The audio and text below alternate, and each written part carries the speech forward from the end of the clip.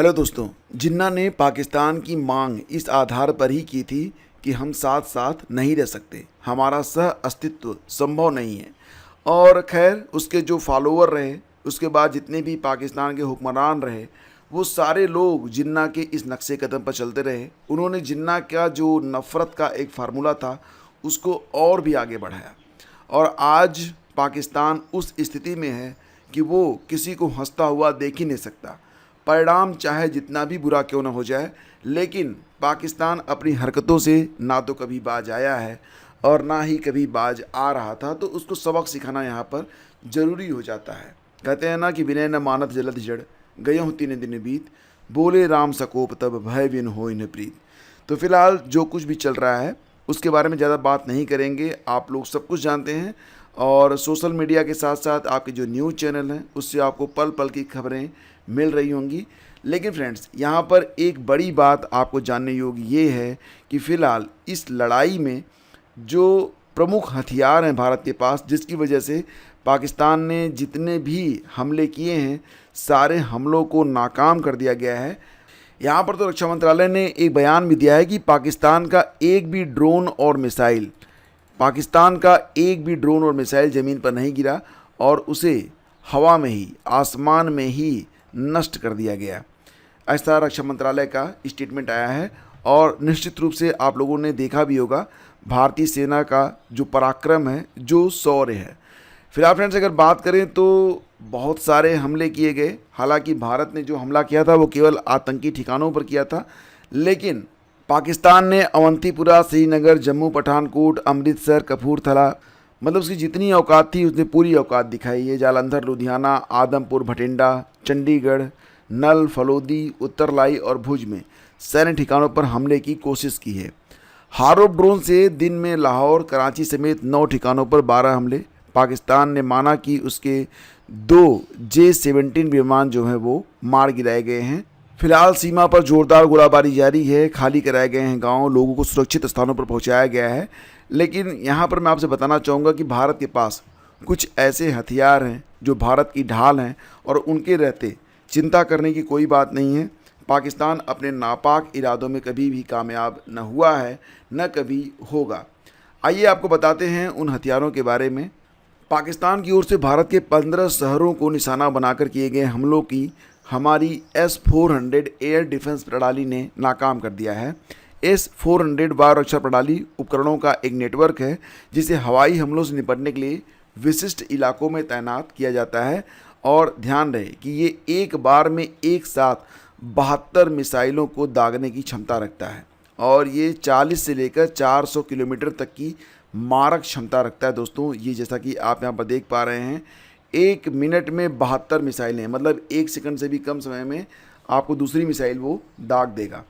तो वायुसेना के सबसे ताकतवर हथियारों में से एक इसे माना जाता है। इसे दुश्मन के लाखों विमानों, मिसाइलों, ड्रोनों सहित किसी भी संभावित खतरे की हवा में ही मार गिराने के लिए तैनात किया जाता है। ये जो हमारा S-400 है, इसे चीन और पाकिस्तान से खतरे को ध्यान में रखकर तैनात किया गया है और यह प्रणाली रूस से खरीदी गई है। 3 रेजिमेंट भारत को मिल चुकी है, 2 मिलनी अभी बाकी है और 100 से 400 फीट तक उड़ने वाले हर लक्ष्य को भेदने की यह काबिलियत रखता है।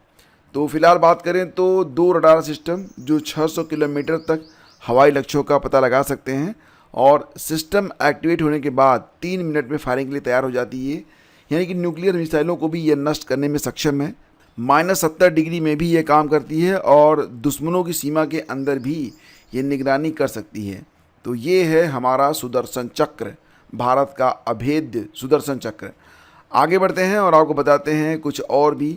जैसे कि बात करें हारोप ड्रोन के बारे में, तो हारोप ड्रोन इजराइल का बनाया हुआ है। यह एक मानव रहित आत्मघाती ड्रोन है।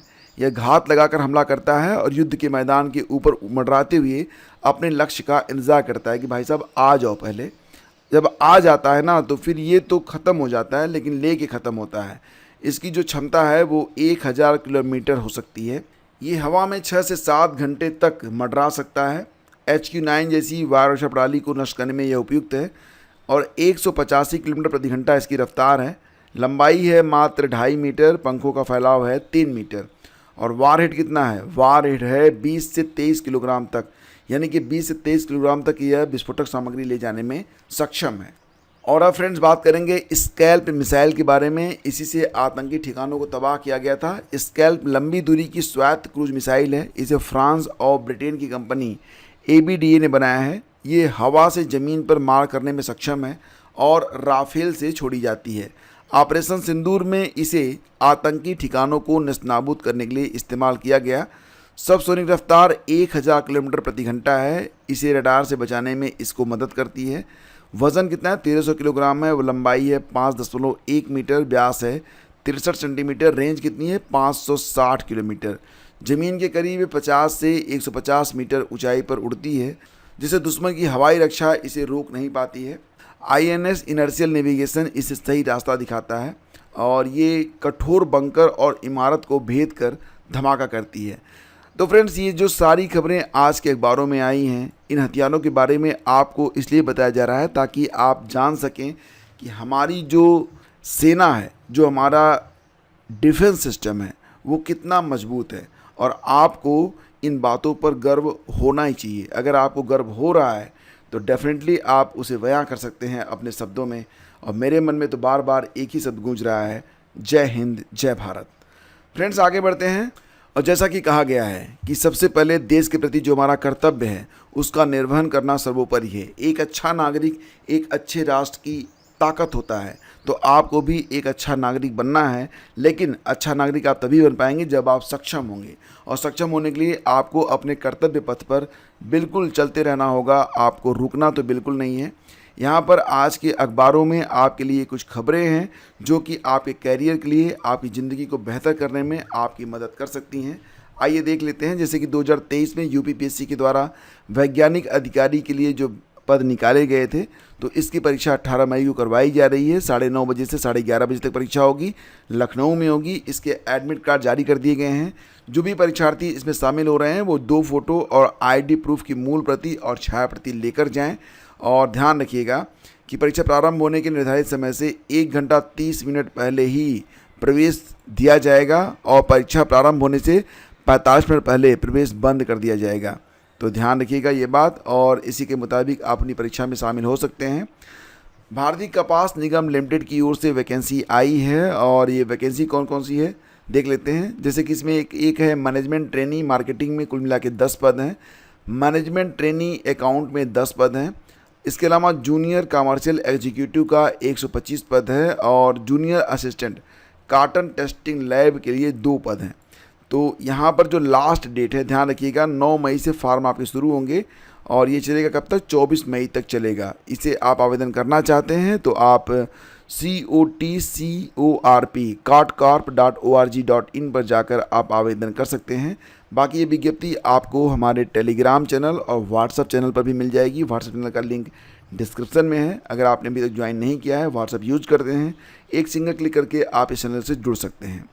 रीट का परिणाम जारी कर दिया गया है और 13,79,000 में से कुल 6,83,000 अभ्यर्थी जो हैं पास हुए हैं। यानी कि जो पासिंग परसेंटेज है, आधे से ज़्यादा अभ्यर्थी यहाँ पर पास हुए हैं। बात करें अगर कि लेवल 1 में और लेवल 2 में कितने लोग पास हुए, तो यहाँ पर देखेंगे तो लेवल 1 में कुल 2,42,944 और लेवल 2 में कुल 4,40,221 अभ्यर्थी पास हुए हैं। और लेवल 1 का जो परिणाम है वो 59.7% रहा, जबकि लेवल 2 में मात्र 45.27। यानी कि अगर देखा जाए तो लेवल 2 में जो अभ्यर्थी हैं वो ज़्यादातर अनुत्तीर्ण हुए हैं। फिलहाल संख्या क्योंकि बहुत ज़्यादा थी तो वेबसाइट थोड़ी देर हैंग रही, अभ्यर्थी परेशान रहे, लेकिन फाइनली वो अपना रिजल्ट तो प्राप्त कर ही चुके हैं। और देखो यहाँ पर ना OTT पर न दिखाएं पाकिस्तानी कंटेंट। तो नई दिल्ली सरकार ने बृहस्पतिवार को OTT मंचों को तत्काल प्रभाव से वेब सीरीज, फिल्मों और पॉडकास्ट सहित पाकिस्तान में तैयार सामग्री की स्ट्रीमिंग को बंद करने की सलाह दी है। सूचना और प्रसारण मंत्रालय की यह सलाह 22 अप्रैल को पहलगाम में हुए आतंकी हमले का बदला लेने के लिए भारतीय सशस्त्र बलों द्वारा पाकिस्तान में आतंकी स्थलों पर किए गए हमलों के मद्देनज़र आई है। OTT मंच डिजिटल वितरण सेवा है जो इंटरनेट के माध्यम से वीडियो और ऑडियो सामग्री की सुविधा प्रदान करते हैं।